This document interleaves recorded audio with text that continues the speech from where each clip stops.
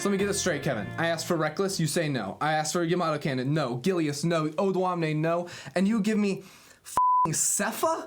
Who the hell is that? Drakos, what are you doing here? That's me, dude. You're Cepha? Yeah, I'm Drake. This old name. True.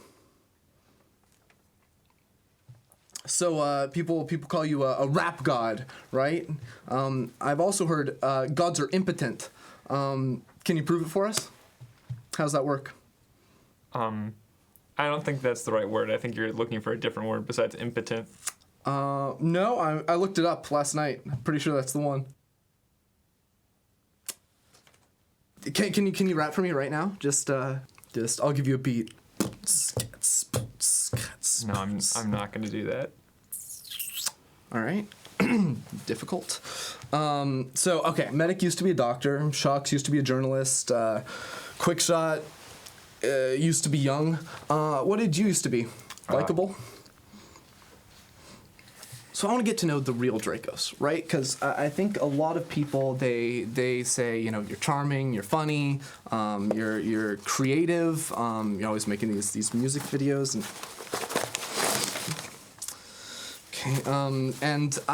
You know, and you're funny, good looking. Those music videos are just great. What's going on? But what I want to know, who is the real Drakos? Who is Daniel? I want to know what's going on in here. I want to know what's going on in there. That's weird. What are you doing? Oh, sorry, it wasn't on all the way. I want to know what's going on in between your Daniel, you know, I thought we could get to the hard-hitting questions in here. Yeah, I think we can. I'm just not so certain why you wanted to touch me and why you needed a glove. COVID. Okay. Do you think you've changed since InVen awarded you Best LEC Caster in 2020? Got a bit of an ego now. I mean, you won't even let me touch you. This was never a problem before. Wow. Those are some words. I'm very pleased that I got the award. I don't think that it's changed me significantly, but it's cool to get the recognition. Do you need to wear the glove for the whole interview? Glove stays on. You want me to put another one on? No. Is it the fact that I'm only wearing one? God, I thought this was going to go better than this. They can't even get me a good guest. I'm stuck here with you. I literally asked for Reckless. I asked for Yamato Cannon, all these people, and they're, you can't get them. They're busy. They're screaming today. You can have Drakos. I'm stuck here with you. I don't even have good questions. I noticed. It's going to be like that, huh? All right. Try this one for size. You're stupid. How does it feel to be that stupid? Stupid?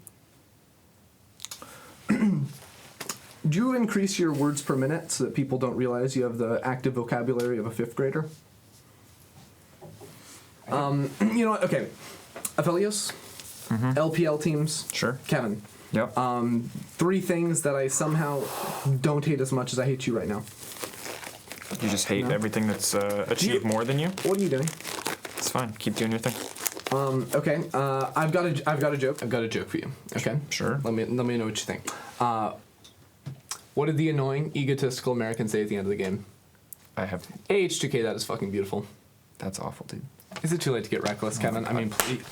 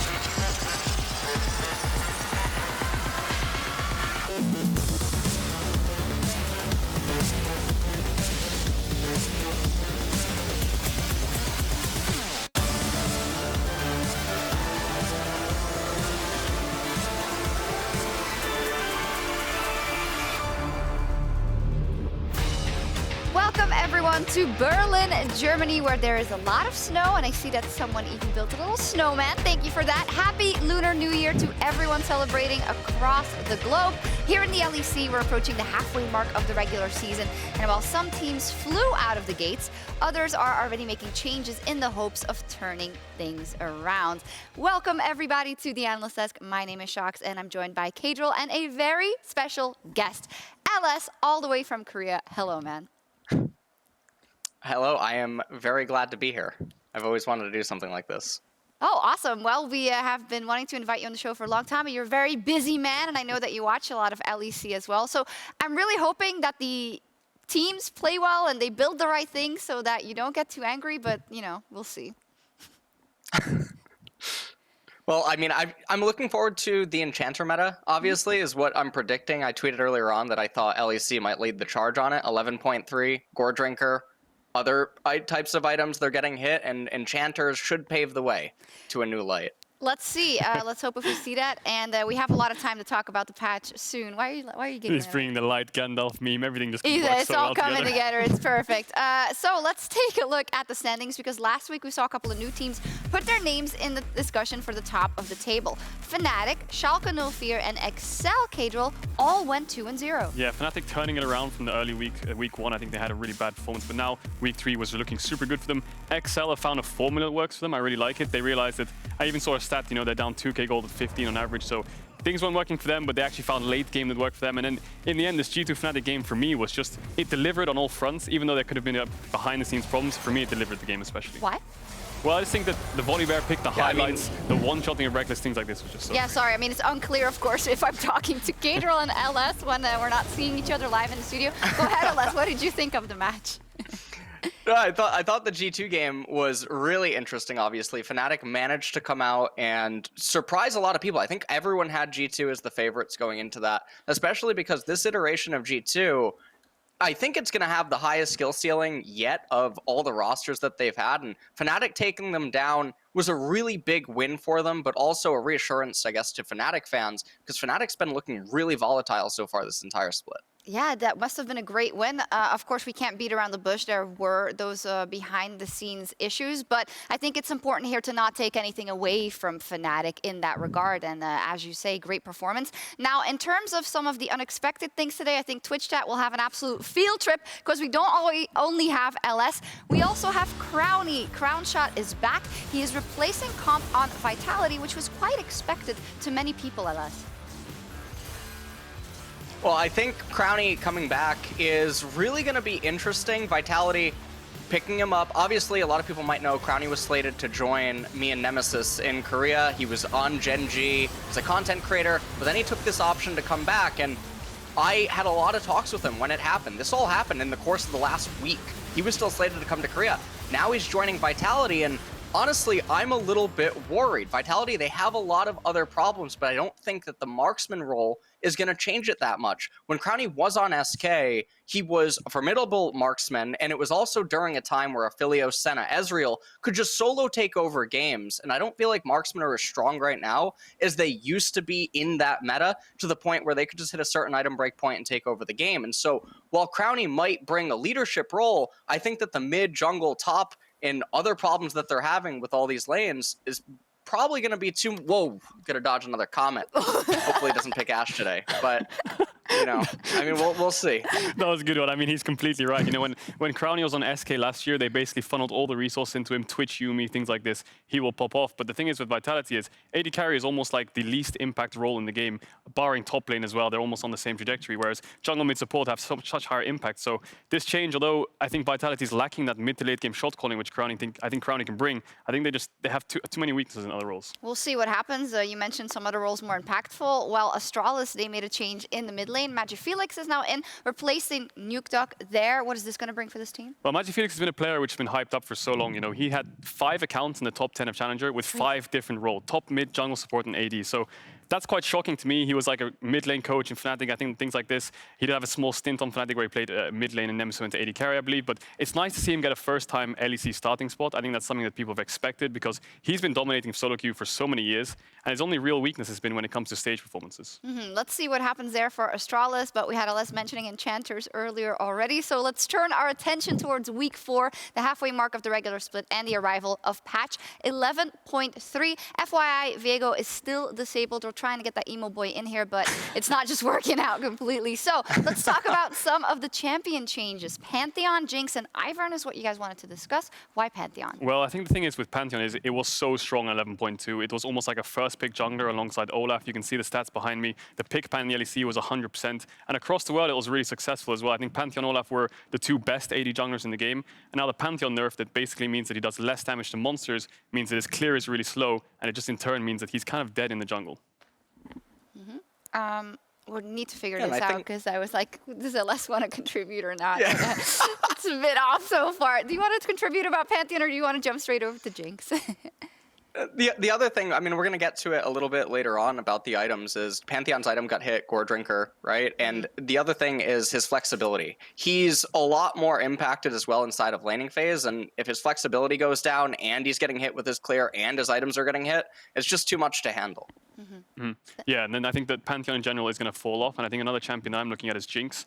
This champ, it did get a small nerf on 11.2. Its base health went down, which was quite questionable. But on 11.3, it got reverted. She got more range on her Q rockets, and the damage steroid, the attack speed steroid, sorry, that got changed on the Q has been reduced. So that means that she only loses 10% attack speed now when she's in that rocket form. So I think that this champ can kind of shine in the meta at least because it's more of like an Azir, Zyra, Rakan meta, which is kind of coming to fruition, lots of scaling. And I think Jinx fits into that pretty well if you're kind of dodging these AD carries like Kalista. So I'm looking at Jinx. Maybe it's not going to be picked this week, but I think as the game progresses, as the meta progresses, I think Jinx could be a good pick. I'd be very excited to see Jinx. Finally, we need to talk about Ivern as well. We've seen it pop up in a couple of positions so far, LS, but the patch may have gutted him.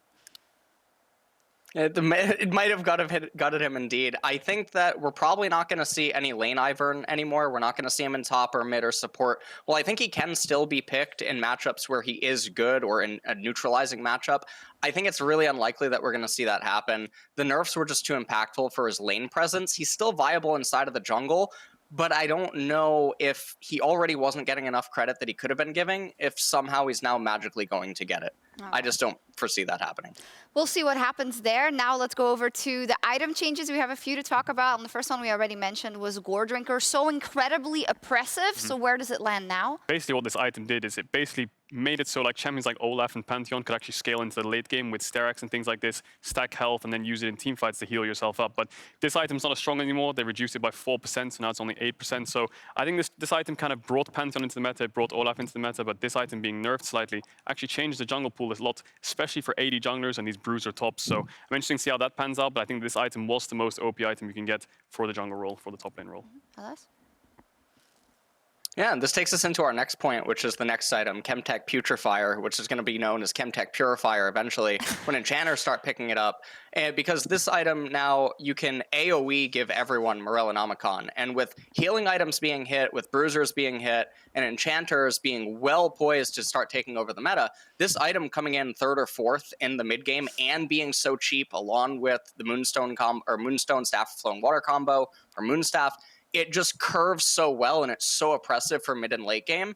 AoE Grievous Wounds is pretty insane, and it feels like everything's just hitting it at once. Yeah, the whole meta is basically about healing, reducing healing. That's why all these healing items have been nerfed, and then the reduced healing has been buffed, and then Immortal Shield Bow is the last item we're looking at. This item kind of went under the radar. It kind of made champions like Yasuo and Yone really strong, but the item itself didn't have the stats to show it with the gold that it costs. So small increase on the stats there. I think that'll bring Yone more to fruition in pro play especially. Maybe AD carries want to build it against these burst champions like Syndra as well, but this item overall is looking a little bit stronger and a little bit more efficient when it comes to gold. Maybe final question in terms of the patch, LS, do you think that with the changes that we've seen in both the champions and the items, we're going to see a shift in the prevalent picks and a big shift in the meta, or not immediately?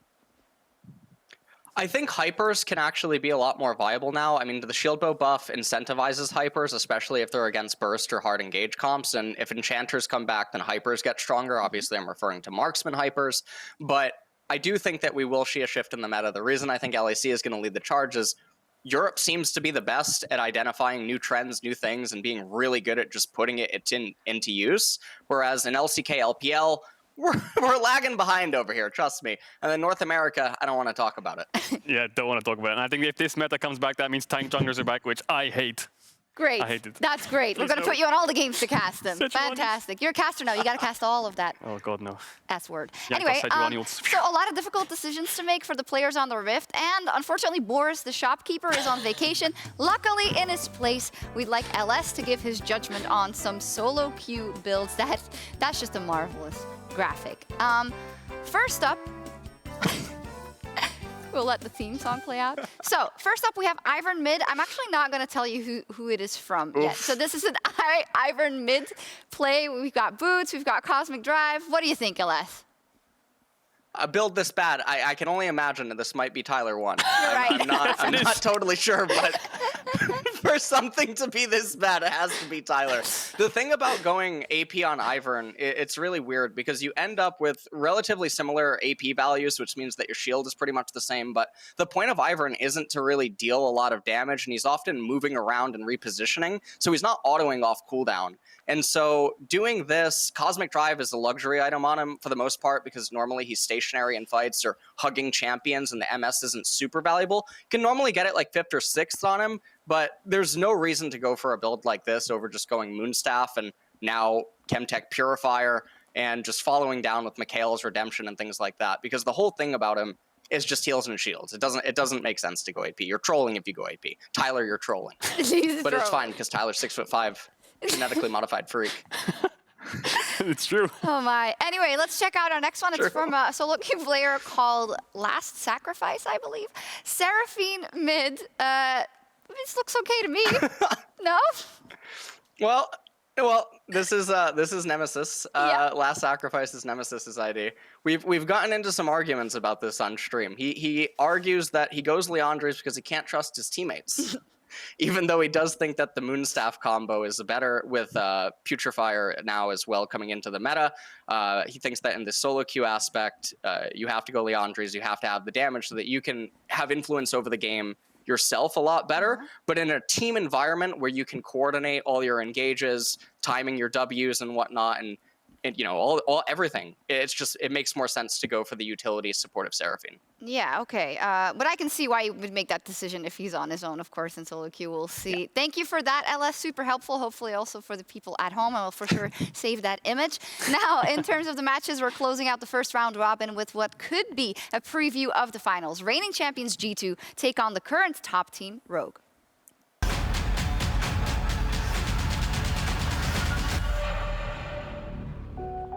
Right now, G2 and Rogue are looking like the two best teams in the LEC, and this week's match of the week is a face-off between first and second. Can Rogue be better than G2? Can Rogue prove to the world that they are contenders for the title? With me coming over and Trimby, they kind of made the moves that they feel are necessary to contend for the top position. I think for Rogue, the goal is to be top 2. Yeah, I was pretty surprised with Trimby. I think especially from scrims. I didn't think he would be as good as he was. I'm just not sure how much he provides in shot calling, but that's where Odoamne steps in, which is a very big voice in every team that he's been on. So yeah, I think the Rogue lineup is like for sure a top 3 contender. Yeah, I would say Rogue's problem last year was that they found like their recipe of success and then they never thought twice about it. Like a team of their caliber should be able to do more. So if they by any means could figure that out, I mean, they are a really good team, so kind of scary.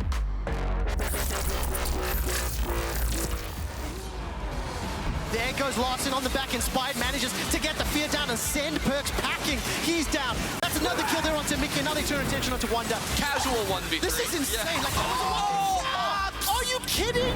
Bro, they've got one. They're about to get their second. That's already Perks and Caps down. The dredge line will hold Mickey in place, and he's going to fall last. That's an ace for Rogue. The box comes down, and that's 5 members of Rogue caught inside. I think 3 got caught by the Pop Blossom, and it is just obliteration. All 5 members are standing toe-to-toe. Dredge line will connect, and that's a fantastic ultimate. That's already Caps blown up before he can drop his ultimate. No, can Hudsummer find the cash-in? That's the question. He's turning his attention to Jankos and to Wonder. They simply cannot do it. The initial pick worked out. Rogue Rogue will be defeated by G2. I think we are like good right now, but we need to for sure become a lot better to beat G2. G2 and Rogue are competing for the top spot. G2's aggressive and in-your-face style of gameplay is difficult for opponents to match. Caps is a beast, everyone knows it. And how do you face up against it? Well, I'm a beast as well, you know.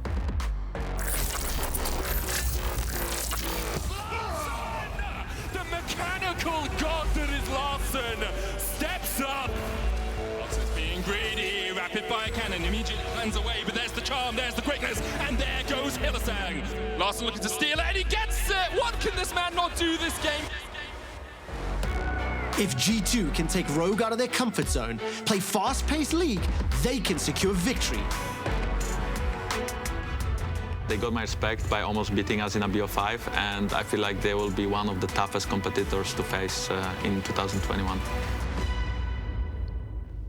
Well then, Jankos gives his respect to Rogue, but we'll see if he can also give them a loss in the match of the week. It is the current top team in the league versus the reigning champions of G2 Esports. LS, what do you think of Rogue and what they've shown so far and the chances they may have in that match of the week?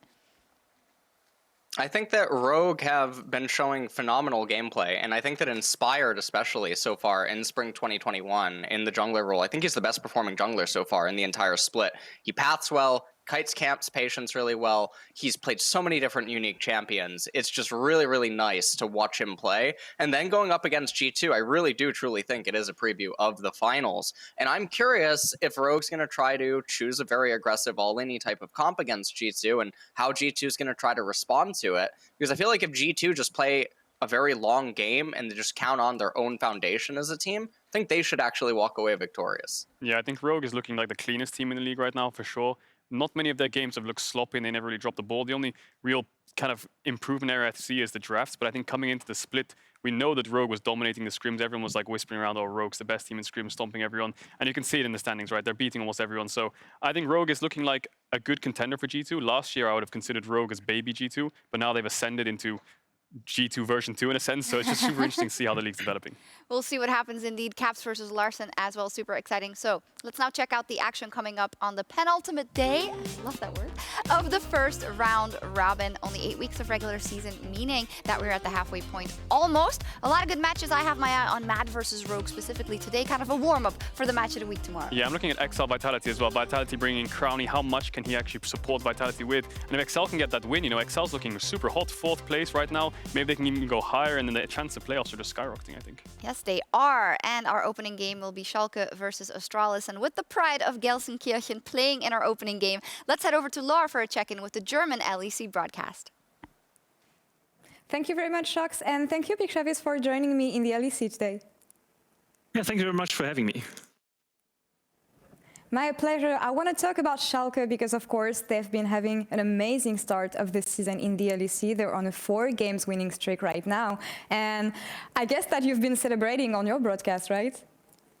Yeah, we do, of course. The fun thing is that we have the former Schalke 04 Academy coach in our analyst test, so he's like pumped on in front of every single Schalke 04 game and always yelling something like Schalke, and the whole crew's yelling something back like 04. And as we asked him what is his top team within the League of All Players, he just took the whole Schalke squad, and that's... I mean, we are pretty happy that a team with 3 German players performs so well in the LEC, but obviously the whole broadcast is a fan of every team. Of course, gotta remain neutral on broadcast, but still, I mean, it's a team performing well, but also 3 German players performing super well. We're glad to have Broken Blade back in Europe. We know that he's very good friends with Abedagger. Gilius was talking about both of them. Do you see them as standout players for Schalke right now? Yeah, for sure. I think the whole top side of the team plays really, really well. Kind of out of their minds. I mean, Abedagger just stepped up in the last Miracle Run last year. And Gilius as well, with all his calls and the aggressive play style. And Broken Blade fits that style really, really well. And we see on the Brockers that they have great synergy on the whole top side. And they work really, really great together. That's the communication they play, the time they need to react to just go straight for invades and something like that is really, really good. And Schalke 04 performing on so many levels and with so many styles so far in the LEC makes them to one of the top teams. And I think these three players are outstanding. They are, and a team to be afraid of, which leads to my next question. What's going on in Prime League right now? Because I see these three German players smashing everyone in the LEC, and I'm just waiting to see if there's some new rookie talent coming maybe next year or in summer. Yeah, we have really great rookie players. After the last split, we just lost a few good players to the LEC and a few good players to other national leagues, and so we need to fill it up with a few rookie players. I think this is one of the seasons where we have nearly 50% rookie players in the league, and they perform really, really good, but they just need to evolve more. So I think EU Masters is something that could be focused from the top teams of the league, like big Unicorns of Love 6th Edition, Schalke 04 Evolution, Gamer Legion, and Mouse Sports, because they have some older players in the lineup that could actually make the way into LEC maybe next year or next split. But this split is all about the evolution of the rookie players, and they stepped up really, really great in the last match days. All right, let's give them time, and yeah, we'll be careful about EU Masters and these strong teams. These are the top three, and I'm very interested about the Unicorns of Love Sexy Edition. I really like the name, but thank you so much for the interview and these insights about Schalke, and have fun on the broadcast today.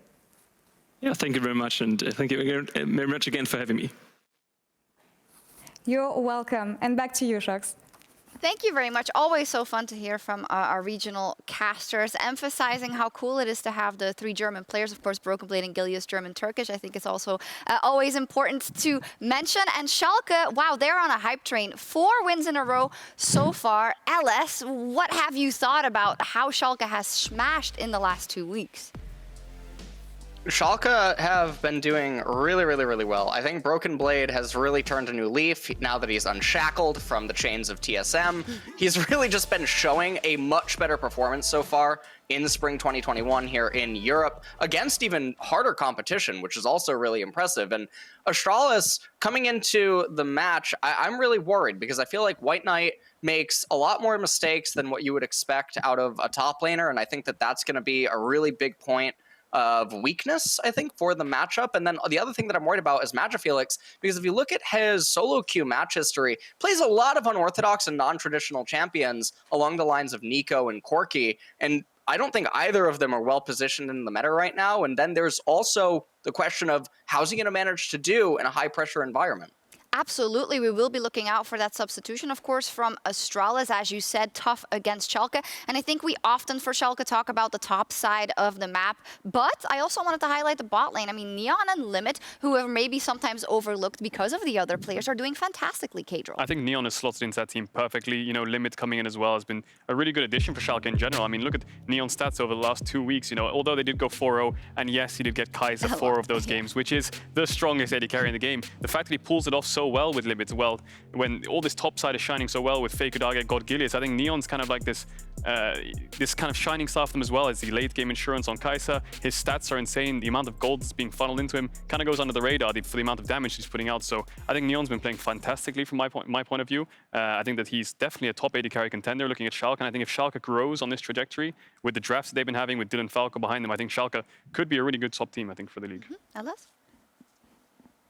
I think another thing is also they've been playing a lot of Rel. And Rel is buff now, which is also really interesting. And like Caedrel already mentioned about the Kai'Sa pairing, they're doing everything really well. And I feel like Astralis, they have to come in here and pull off a major upset. I don't think anyone is slating them to come away victorious here.